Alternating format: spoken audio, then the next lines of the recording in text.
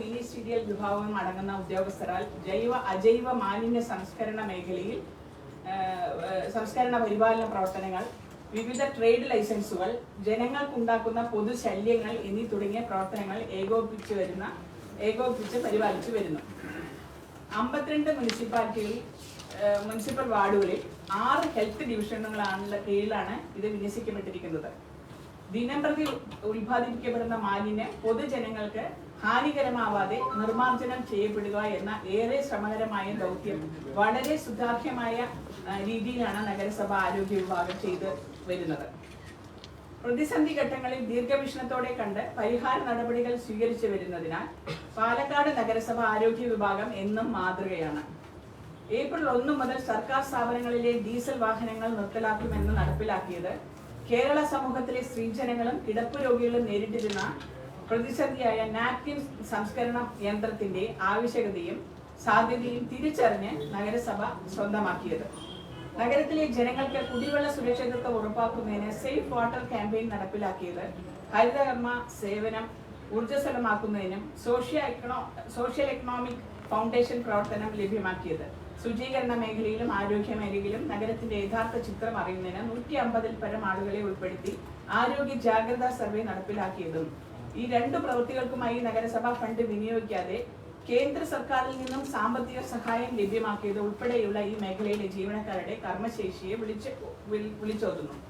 Health ഗ്രാന്റിന്റെ വിനിയോഗം നമുക്കറിയാം. ഇപ്പൊ നിരവധി രാഷ്ട്രീയ പാർട്ടികളുടെ ഏറ്റവും വലിയൊരു പ്രശ്നം എന്ന് പറയുന്നത് പാലക്കാട് നഗരത്തിലുള്ള മാലിന്യ സംസ്കരണവുമായി ബന്ധപ്പെട്ടിട്ടാണ്. നമുക്കറിയാം, ഇന്ന് വ്യാപാരികൾ ഏറ്റവും പ്രയാസപ്പെടുന്ന ഒരു കാര്യം വ്യാപാരികളുടെ യൂസർ ഫീയുടെ പ്രശ്നം തന്നെയാണ്. ഈ ഹരിതകർമ്മ സേന എന്ന് ഉദ്ദേശിക്കുന്നത് സംസ്ഥാന ഗവൺമെന്റ് നിശ്ചയിക്കുന്ന ഹരിതകർമ്മ സേനയാണ്.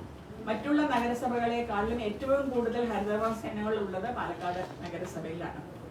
അപ്പൊ അവരെല്ലാവരും ഈ ഹരിതകർമ്മ സേന ഓരോ ആഴ്ചയിലും ഓരോ വീടുകളിലും സന്ദർശിച്ച് അവര് വേസ്റ്റുകൾ ശേഖരിക്കുന്നു എന്നുള്ളതാണ്. മറ്റുള്ള നഗരസഭകളിലെല്ലാം മാസത്തിൽ ഒരിക്കലാണ് ഇവിടെ പോകുന്നത്. 2017-18 കാലഘട്ടങ്ങളിൽ നമ്മള് നഗരസഭ തീരുമാനിച്ച റേറ്റ് 300 രൂപ എന്നുള്ളതാണ്. ആ 300 രൂപ എന്നുള്ളത് 2022-23 സംസ്ഥാന ഗവൺമെന്റ് ഇത് ഒരു ഓർഡിനൻസ് ഇറക്കുകയും ആ ഓർഡിനൻസ് പ്രകാരം മുൻകാല പ്രാബല്യത്തിലൂടെ ഇത് ഹരിതകർമ്മ സേനയുടെ ഫീസ് മുൻകാല പ്രാബല്യത്തിലൂടെ അടയ്ക്കണമെന്ന് നിർബന്ധമാക്കുകയും ചെയ്തത്. അന്ന് 2023 സെപ്റ്റംബർ വരെ പാലക്കാട് നഗരസഭ ഒരു വ്യാപാരികളോടും നിർബന്ധിത ഫീസ് ഈടാക്കിയിരുന്നില്ല എന്നുള്ളത് സത്യമാണ്. സംസ്ഥാന ഗവൺമെന്റിന്റെ ഓർഡിനൻസിന്റെ പ്രകാരമാണ് നമ്മൾ അത് നിർബന്ധിതമാക്കുകയും അതുപോലെ അവരെ മുൻകാല പ്രാബല്യത്തിലൂടെ അടയ്ക്കാൻ അവരെ നിർബന്ധിക്കുകയും ചെയ്തത്. ഇത് സംസ്ഥാന ഗവൺമെന്റിന്റെ ശ്രദ്ധയിൽ കൊണ്ടുവരികയും നമ്മുടെ തദ്ദേശ ഭരണ മന്ത്രി MP രാജേഷിനോട് ഇത് ശ്രദ്ധയിൽപ്പെടുത്തുകയും ഇതിൽ നിന്നും ഹരിതകർമ്മ സേന കേസ്മാർട്ട് വഴി വരുന്ന ആ ഓപ്ഷനിൽ നിന്നും ഒരു വ്യത്യാസം വരുത്തണമെന്ന് ഞാനും വൈസ് ചെയർമാനും ഹെൽത്ത് സ്റ്റാൻഡിംഗ് കമ്മിറ്റി ചെയർമാനും നിരന്തരം ആവശ്യപ്പെടുകയും അതിനൊരു മാറ്റം വരുത്താതെ ജൂലൈ മാസത്തിൽ പ്രളയം വന്നപ്പോൾ MP രാജേഷിനോട് ഞങ്ങൾ ആവശ്യപ്പെട്ടു, ആ കേസ്മാർട്ടിലൂടെ ആ ഓപ്ഷൻ ഒന്ന് മാറ്റി തന്നാൽ മാത്രമേ നമുക്കത് ചെയ്യാൻ സാധിക്കൂ എന്ന് പറഞ്ഞപ്പോൾ ഞാൻ ഉടനെ ചെയ്തു തരാം എന്ന് പറഞ്ഞ് ഇന്ന് ഇത്ര ദിവസം വരെ അദ്ദേഹത്തിന് അതിന് സമയം കിട്ടിയില്ല എന്നുള്ളത് ഏറ്റവും ഖേദകരമായിട്ട്. പാലക്കാട് നഗരത്തിലെ വ്യാപാരികളെ ബുദ്ധിമുട്ടിക്കുന്നത് പാലക്കാട് നഗരസഭയല്ല, സംസ്ഥാന ഗവൺമെന്റിന്റെ പിടിപ്പുകേടായെന്ന് പറയാതിരിക്കാൻ വയ്യ. അത് വലിയൊരു കാര്യം തന്നെയാണ്. കാരണം ഇന്നും വ്യാപാരികൾ തെറ്റിദ്ധരിക്കപ്പെടുകയാണ് പാലക്കാട് നഗരസഭയാണ് ഇതിന്റെ ഭാഗമാക്കുക എന്നുള്ളതാണ്. പക്ഷെ ഒരിക്കലുമല്ല. ഇതിന്റെ സംസ്ഥാന ഗവൺമെന്റിന്റെ ഈ ഓർഡിനൻസിന്റെ ഭാഗമായിട്ടും ഈ ജനുവരിയിൽ വന്ന ഈ കേസ്മാർട്ടിന്റെ ഭാഗവുമായിട്ടാണ് ഇന്ന് പാലക്കാടിലെ വ്യാപാരികൾ ഒരുപാട് പ്രയാസങ്ങൾ ഇന്ന് നേരിടുന്നത് എന്ന് പറയാതിരിക്കാൻ വയ്യ. തീർച്ചയായിട്ടും നമുക്ക് ഒരുപാട് കാര്യങ്ങൾ ഹെൽത്ത് ഗ്രാന്റ് വിനിയോഗത്തെ കുറിച്ചൊക്കെ അറിയാം. ഇന്ന് സംസ്ഥാന ഗവൺമെന്റ് 50% വിഹിതം നമുക്ക് വെട്ടിക്കുറച്ചിരിക്കുകയാണ്. പാലക്കാട് നഗരസഭയുടെ വികസനം എന്ന് പറയുമ്പോൾ സംസ്ഥാന ഗവൺമെന്റിന്റെ വിഹിതം ഏറ്റവും പ്രധാനപ്പെട്ട ഒരു വിഹിതമാണ്. 50% കുറച്ചിട്ടാണ് എല്ലാ തദ്ദേശ സ്വയംഭരണ സ്ഥാപനങ്ങളിലേക്കും തരുന്നത്. അതിൽ കൃത്യമായിട്ട് എത്തുന്നില്ല. കേന്ദ്ര ഗവൺമെന്റിന്റെ ഫണ്ടുകൾ അനുവദിച്ചത് സംസ്ഥാന ഗവൺമെന്റിലൂടെ വരേണ്ടത് സംസ്ഥാന ഗവൺമെന്റിന്റെ വിഹിതം ചേർത്താതെ ആ ചേർത്താനുള്ള ഫണ്ട് അവിടെ ഇല്ലാത്തത് കാരണം അത് വൈകിപ്പിച്ചതിന്റെ ഭാഗമായിട്ട് പാലക്കാട് നഗരസഭ നടത്തുന്ന ഓരോ പ്രോജക്റ്റിന്റെയും പ്രവർത്തനങ്ങൾ വൈകി പോവുകയാണ്. ഇത് കാരണമാണ് ഈ റോഡുകളുടെ കാര്യമായിക്കോട്ടെ, മാലിന്യ സംസ്കരണമായിക്കോട്ടെ, അതുപോലെ തന്നെ നമുക്കറിയാം അറവുശാല. പാലക്കാട് നഗരസഭയിൽ എത്രയോ വർഷങ്ങളായിട്ടുള്ള ഒരു അറവുശാലയാണുള്ളത്. ആ അറവുശാലയുടെ കാര്യം വളരെ ഖേദകരമാണെന്ന് പറയാതിരിക്കാൻ വയ്യ. കാരണം 9.5 കോടി രൂപ സാങ്ഷൻ ആയിട്ട് 10 കോടി അല്ലെ 13/10/2020 11.29 കോടി രൂപയുടെ പദ്ധതി തയ്യാറാക്കുകയും അതിന് സർക്കാർ അംഗീകാരം ലഭിക്കുകയും ചെയ്തു. അതിന്റെ വിശദമായ ഒരു രൂപരേഖ തയ്യാറാക്കിയതിനു ശേഷം നിർമ്മാണ പ്രവൃത്തികൾ ആരംഭിക്കുന്നതിന് മുന്നോടിയായിട്ടുള്ള സാങ്കേതിക നടപടികളുടെ ഭാഗമായി NOC ലഭ്യമാക്കുന്നതിന് സ്ഥലത്തിന്റെ വില്ലേജ് രേഖ പ്രകാരം ഉടമസ്ഥാവകാശ റവന്യൂ വകുപ്പിന് ആയതിനാൽ നഗരസഭ 8/6/2026 സർക്കാരിലേക്കും 2020 സർക്കാരിലേക്കും ബന്ധപ്പെട്ട വകുപ്പിലേക്കും കത്തയക്കുകയും തുടർന്ന് വിവിധ സമയങ്ങളിൽ നിരവധി തവണ ഫോളോ അപ്പ് നടത്തി വരികയും ചെയ്യുന്നുണ്ട്. പക്ഷേ ഇന്ന് ഞാൻ നമ്മുടെ MP രാജേഷിനെ കൽപ്പാത്തിയിൽ കണ്ടു. ഞാൻ ഈ വിഷയം പറഞ്ഞപ്പോൾ അടുത്ത് തന്നെ ഇരിക്കാം, ഇത് തന്നെയാണ് അദ്ദേഹത്തിന്റെ വാക്ക്, അടുത്ത് തന്നെ ഇരിക്കാം. നമുക്കറിയാം അമൃത് പദ്ധതിയുടെ ഭാഗമായിട്ട് സ്റ്റേറ്റ് ഹോൾഡേഴ്സിന്റെ വിഹിതം നമുക്ക് തരേണ്ടതാണ്. സ്റ്റേറ്റ് ഹോൾഡേഴ്സ് ഇന്ന് വരെ അമൃതിന്റെ ഒരു വിഹിതം പോലും നമ്മുടെ MP രാജേഷ് MP ആയിരിക്കുമ്പോൾ തന്നിട്ടില്ല. ഇപ്പൊ നിലവിൽ MLA ആയിരുന്ന നമ്മുടെ ഷാഫി പറമ്പിൽ തന്നിട്ടില്ല. ഇത്തരത്തിൽ സംസ്ഥാന ഗവൺമെന്റിന്റെ വിഹിതം കൃത്യമായിട്ട് മുനിസിപ്പാലിറ്റിയിൽ എത്തിക്കാതിരുന്നു കഴിഞ്ഞാൽ മുനിസിപ്പാലിറ്റി എങ്ങനെ വികസനം നടത്താൻ പറ്റും?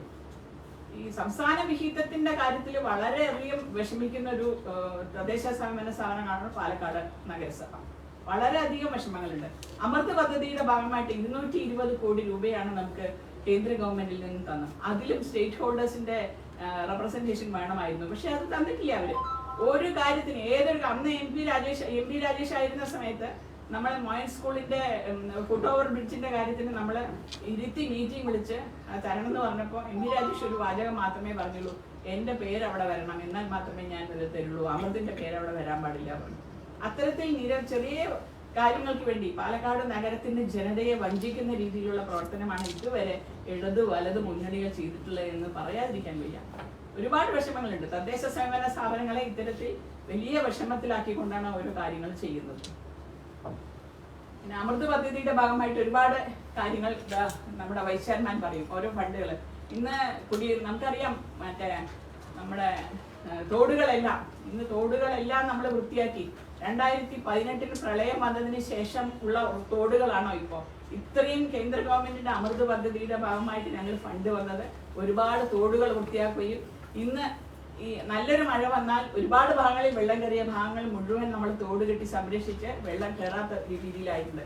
പിന്നെ ചില ഭാഗങ്ങളിൽ ഉണ്ടാകാം, നമ്മളിപ്പോൾ എല്ലാം നമ്മൾ ശരിയാക്കിയെന്ന് വരില്ല. പക്ഷെ മാക്സിമം നമ്മുടെ ഭാഗത്തുനിന്ന് പാലക്കാട് നഗരസഭ ഈ കഴിഞ്ഞ 8 വർഷമായിട്ട് നഗരത്തിലെ ജനങ്ങൾ എന്താണ് വികസനം എന്ന് മനസ്സിലാക്കിയിട്ടുള്ളത് എന്ന് പറയാതിരിക്കാൻ വയ്യ. ജനങ്ങളോട് ചോദിച്ചറിയാം, ജനങ്ങൾ ഓരോ കാര്യത്തിലും അറിയാം. റോഡിന്റെ കാര്യം ഇത്രയും വളരെ മോശം. ഏത് റോഡ് പാലക്കാട് മുനിസിപ്പാലിറ്റിയിലല്ല പഞ്ചായത്തിലെ ഏത് റോഡാണ് നല്ല റോഡായിട്ടുള്ളത്? ഞാൻ കഴിഞ്ഞ ദിവസങ്ങളിലൊക്കെ പഞ്ചായത്തിൽ യാത്ര ചെയ്തതാണ്. എന്തുകൊണ്ട് പഞ്ചായത്തിലെ റോഡിനെ കുറിച്ചില്ല, പാലക്കാട് മുനിസിപ്പാലിറ്റിയുടെ റോഡും പാലക്കാട് മുനിസിപ്പാലിറ്റി ആയാലും മറ്റുള്ള ഗ്രാമപഞ്ചായത്തിലായാലും സ്റ്റേറ്റ് ഗവൺമെന്റ് കൊടുക്കുന്ന കൃത്യമായിട്ട് പൈസ കൊടുത്തിട്ടില്ലെങ്കിൽ നമുക്കൊന്നും ചെയ്യാൻ പറ്റില്ല. അതായത് തനത് ഫണ്ട് ഉണ്ടാക്കണം എന്ന് പറയുമ്പോൾ തനത് ഫണ്ട് ഉണ്ടാക്കാനുള്ള മാർഗങ്ങളും അവരുടെ ഭാഗത്തുനിന്ന് വേണമല്ലോ, അത് ചെയ്യുന്നില്ല. നിരവധി പ്രശ്നങ്ങളാണ് ഇന്ന് പാലക്കാടൻ ജനത. പക്ഷെ പാലക്കാടൻ ജനതയ്ക്ക് ഈ കഴിഞ്ഞ 9 വർഷമായിട്ട് നഗരത്തിലെ കുടിവെള്ളക്ഷാമം തീർത്തു എന്നുള്ളത് ഏറ്റവും വലിയ പ്രധാനപ്പെട്ട ഒരു കാര്യമാണ്. മാലിന്യ സംസ്കരണ മേഖലയിൽ ഒരുപാട് കാര്യങ്ങൾ നമ്മൾ ചെയ്തിട്ടുണ്ട്. അത്തരത്തിൽ ജനങ്ങൾ നിരവധി കാര്യങ്ങൾ അടിസ്ഥാന സൗകര്യങ്ങളായി ഏർപ്പെടുത്തേണ്ട ഭാഗത്തെല്ലാം പാലക്കാട് നഗരസഭയുടെ ഭാഗത്ത് ജനങ്ങൾ ഞങ്ങളുടെ കൂടെയാണെന്ന് പറയാതിരിക്കാൻ വയ്യ. കാരണം ജനങ്ങൾ എന്നും കുടിവെള്ളത്തിന്റെയും ഇതിനെയാണ്. പിന്നെ പ്രശ്നങ്ങളില്ലാത്ത ഒരു നഗരസഭയോ ഒരു ഗ്രാമപഞ്ചായത്തുകളോ ഉണ്ടാവാതിരിക്കില്ല, പ്രശ്നങ്ങൾ ഉണ്ടാവും. പക്ഷെ പ്രശ്നങ്ങൾ പരിഹരിക്കാനുള്ള മാർഗങ്ങൾ ഞങ്ങൾ ഈ കഴിഞ്ഞ 9 വർഷമായിട്ട് നഗര ജനതയുടെ കൂടെ തന്നെയായിരുന്നു എന്ന് പറയാതിരിക്കാൻ വയ്യ.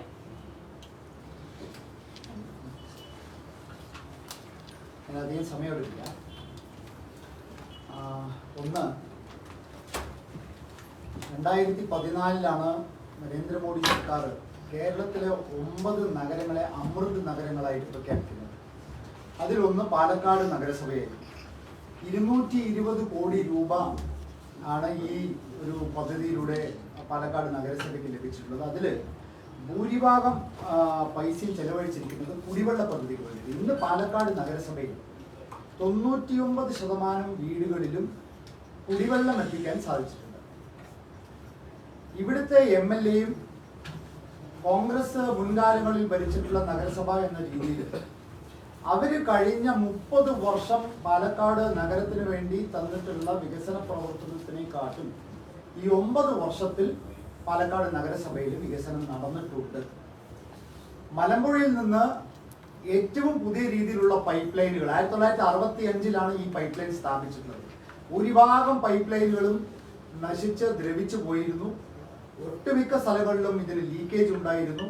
സംസ്ഥാന സർക്കാരും വാട്ടർ അതോറിറ്റിയും ചെയ്യേണ്ട പ്രവൃത്തി നഗരസഭ നേരിട്ട് അത് നടത്തി അമൃത് പദ്ധതിയിലൂടെ ഏതാണ്ട് 140 കോടി രൂപ ഇതിനു വേണ്ടി ചെലവഴിച്ചാണ് മലമ്പുഴയിലെ 4 ഫിൽട്ടർ പ്ലാന്റുകൾ, നഗരത്തിലെ 3 ജലസംഭരണികൾ, അതേപോലെ തന്നെ 99% വീടുകളിലേക്കും ഇന്ന് കുടിവെള്ളം ലഭിച്ചിരിക്കുന്നു. അമൃത് പദ്ധതി ഉൾപ്പെടുത്തിയിട്ട് തന്നെ ഒരു വളരെ വിപുലമായിട്ടുള്ള ഒരു ഡ്രെയിനേജ് സിസ്റ്റം ഈ ഒരു 9 കൊല്ലക്കാലം കൊണ്ട് നമുക്ക് ഉണ്ടാക്കാൻ സാധിച്ചിട്ടുണ്ട്. അർബൻ ട്രാൻസ്പോർട്ടിനെ സംബന്ധിച്ച് ഏതാണ്ട് 10-20 ബസ് സ്റ്റോപ്പുകൾ കൽമണ്ഡപത്ത് നമ്മുടെ സ്റ്റേഡിയം ബസ് സ്റ്റാൻഡിൽ ഒരു പുതിയൊരു ബസ് സ്റ്റാൻഡ്, അത് ഏകദേശം ഒരു 6 മാസം കൊണ്ട് അത് പണി പൂർത്തീകരിക്കുമെന്നാണ് നമ്മൾ പ്രതീക്ഷിക്കുന്നത്. അർബൻ ട്രാൻസ്പോർട്ട് എന്ന രീതിയിൽ ഒരു ഏതാണ്ട് 20 ബസ് സ്റ്റോപ്പുകളും ഒരു പുതിയൊരു ബസ് സ്റ്റാൻഡും ഇതാണ് പാലക്കാടിന് വേണ്ടിയിട്ട് ഈ കഴിഞ്ഞ 9 വർഷത്തിൽ സമർപ്പിച്ചിട്ടുള്ളത്. അതേപോലെ തന്നെ പാർക്കുകൾ, ഗ്രീൻ സ്പേസും പാർക്കുകളും നഗരത്തിന്റെ വിവിധ ഭാഗങ്ങളിൽ ഏതാണ്ട് 21 പാർക്കുകൾ,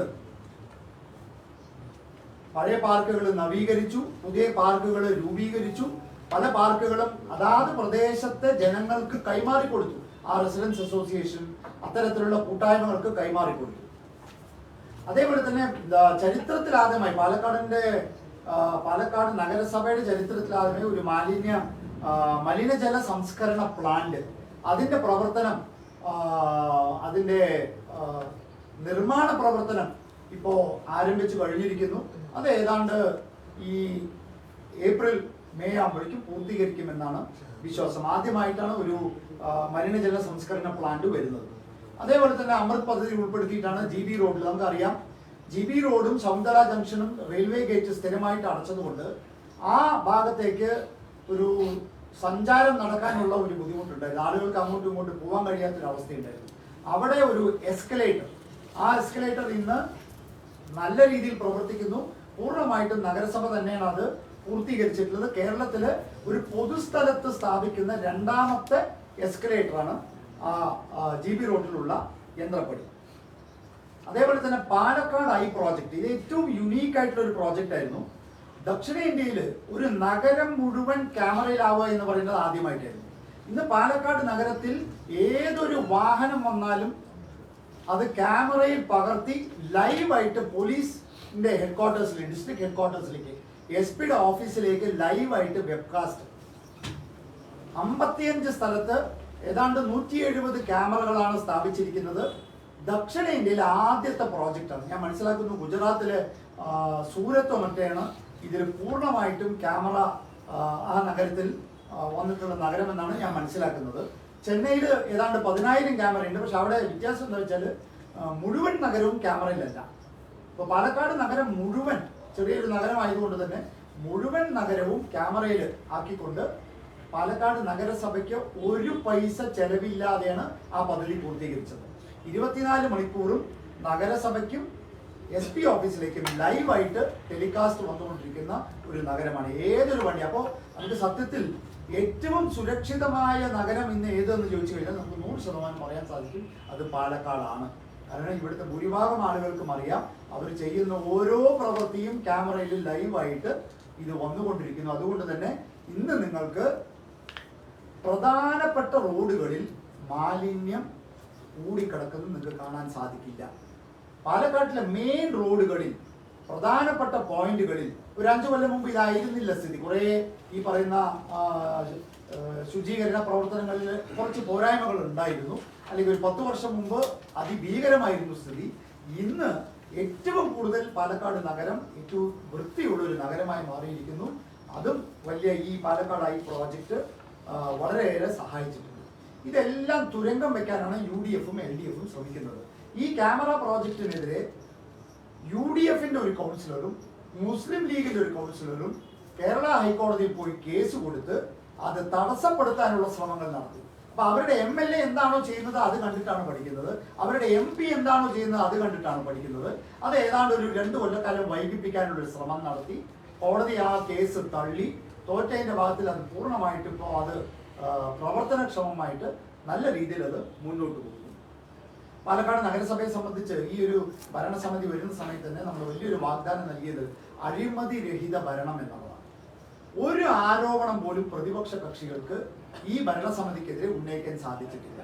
കാമ്പുള്ള ഒരു ആരോപണം, അതായത് ഇത്തരത്തിൽ ഈ ക്യാമറ പ്രോജക്റ്റിൽ വലിയ രീതിയിലുള്ള ഒരു അഴിമതി ഉണ്ട് എന്ന് പറഞ്ഞിട്ടാണ് കേസ് കൊടുത്തത്. കോടതി അത് ഒരു ഈ പറഞ്ഞ രീതിയിൽ ഒരു ദയാദാക്ഷിണ്യമില്ലാതെ അത് തള്ളി, അത് അനുവദിച്ചു. പാലക്കാട് നഗരസഭയ്ക്ക് ഒരു പൈസ ചെലവില്ലാതെ നടപ്പാക്കുന്ന പ്രോജക്റ്റാണ്. 10 കൊല്ലക്കാലത്തേക്ക് ഈ കോൺട്രാക്ട് എടുത്ത ആള് അദ്ദേഹം ഇതിന്റെ വെബ് ചാർജ്, അതായത് ലൈവായിട്ട് ടെലികാസ്റ്റ് ചെയ്യുന്ന പൈസ അദ്ദേഹം അടയ്ക്കണം, ഇതിന്റെ മെയിൻ്റെനൻസ് അദ്ദേഹം അടയ്ക്കണം, ഇതിന്റെ ഇലക്ട്രിസിറ്റി ചാർജ് അടയ്ക്കണം. ആകെ അദ്ദേഹത്തിന് കിട്ടുന്നതെന്നൊരു വരുമാനം അതിലൊരു പരസ്യം വെക്കുന്നുണ്ട്. അപ്പൊ പാലക്കാട് നഗരസഭയെ സംബന്ധിച്ച്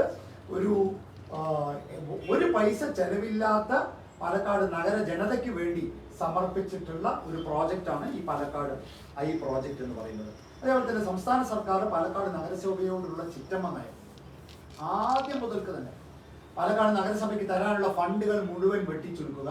ഏതാണ്ട് ഈ 3 വർഷക്കാലം കൊണ്ട് 40 കോടി രൂപയാണ് വെട്ടിച്ചുരുക്കിയിട്ടുള്ളത്. 40 കോടി രൂപ പാലക്കാട് നഗരസഭ നടത്തേണ്ട വികസന പ്രവർത്തനങ്ങൾ മുടക്കുകയാണ് സംസ്ഥാന സർക്കാർ ചെയ്തിരിക്കുന്നത്.